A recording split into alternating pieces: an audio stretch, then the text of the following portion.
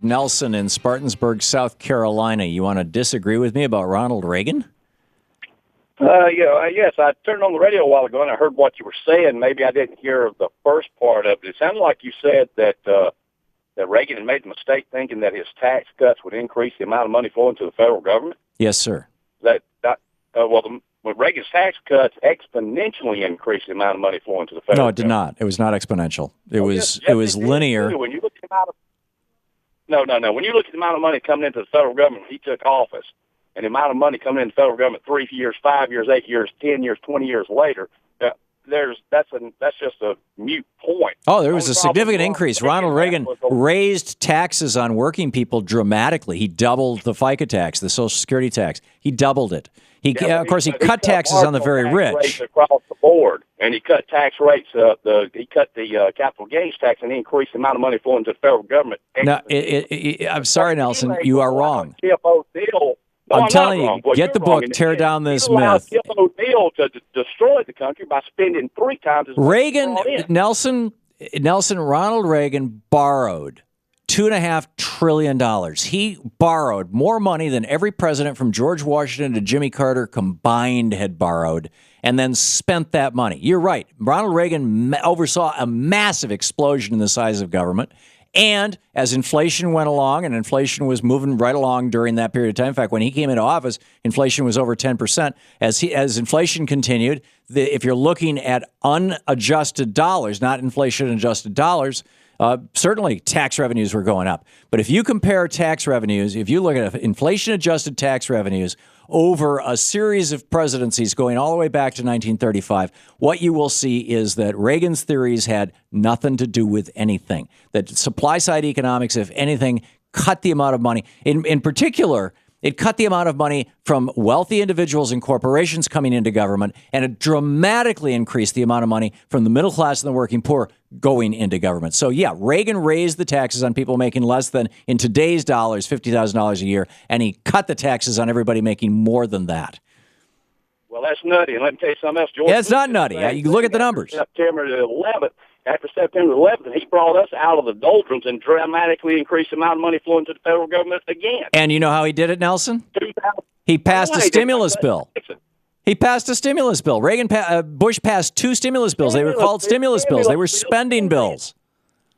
So, Mr. Keynesian economic theory, stimulus bills have never worked anywhere they've ever been tried. And it's been a disaster. What do you think got us out of the Great Depression?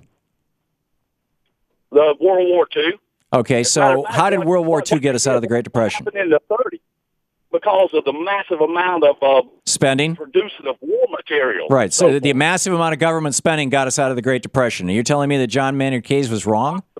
He's wrong. Anybody knows anything about the Great Depression knows that it was extended many years longer than it had been. But you are telling me that government spending is what got us out of the Great Depression.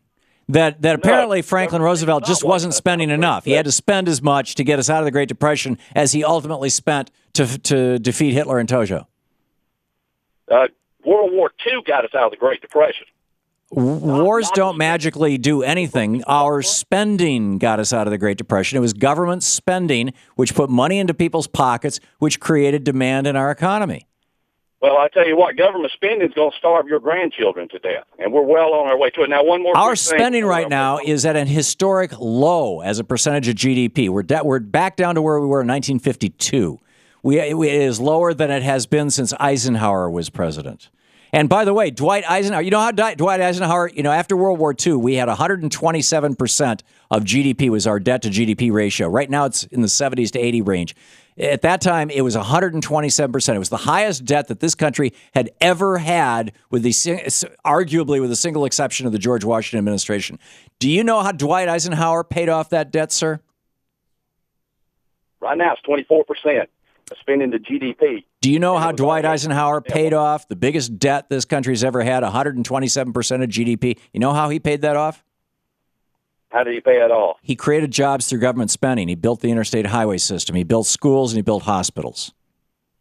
Yeah, right. All that government spending put money in people's pockets, and those people then went into the marketplace and bought things. You take somebody who's unemployed. They are not stimulating the economy. You give that person a job, building the interstate highway system, especially a decent job, a good union wage job. And now they've got $20,000, $30,000, $40,000 a year in their pocket, and they're going into the local stores and buying things. The local stores are saying, hey, we need more clothes, we need more food, we need more TVs, we need more radios.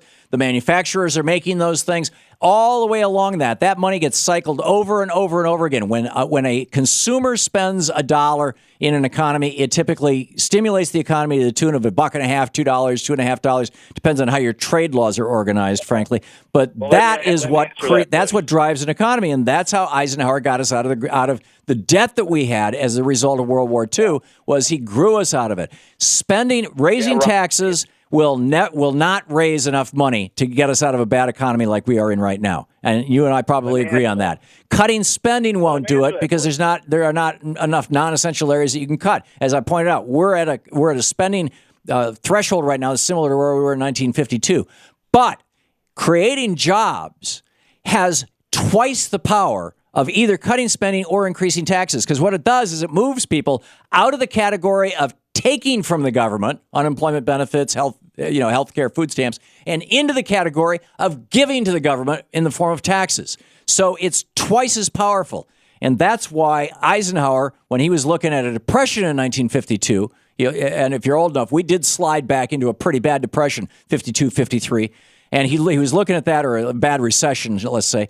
He was looking at that, and he was also, looking at, how do we pay down this debt? He said the most powerful way to do that is by putting people to work, using government money. Right. Eisenhower borrowed money to build the interstate highway system, and it got us out of debt. People to work, not the government. Now, number two, that was government money.